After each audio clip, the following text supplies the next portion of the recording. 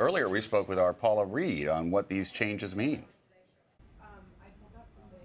They absolutely have the ability to bring this more in line with the federal law. For several days now, supporters of this Indiana law have claimed that the law that they have proposed is exactly like the federal law that's been around since 1993. It enjoyed widespread bipartisan support. It was signed by President Clinton. They argued that the spirit of the laws was the same. But as we know, the law doesn't operate on spirit. It operates on language. And the language of the Indiana law was different in that it wasn't just protecting individuals and their religious freedom from the government. It was protecting the religious attitudes or religious opinions of corporations, and it was also extending those protections to disputes between individuals. And that is where people were worried that potentially individuals in same-sex relationships could be discriminated against. Now, the new language that they have proposed, it's hot off the presses, I have it here, it includes anti-discrimination safeguards that would bring this law more in line with the federal law and hopefully protect against discrimination.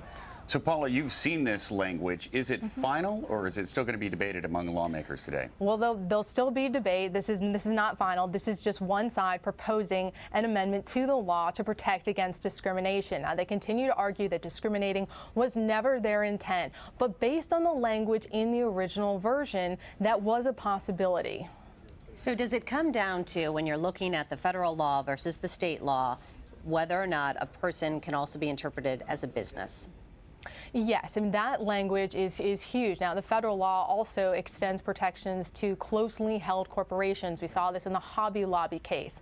And in that case, it was a small family-owned company. And because it was one single family that was in charge of that corporation that all had similar religious beliefs, the Supreme Court extended protections under the federal law to that corporation when it came to implementing certain provisions of the Affordable Health Care Act, specifically free contraception to female employees. So now the Indiana law, the original language, expanded that to lots of businesses and disputes between individuals.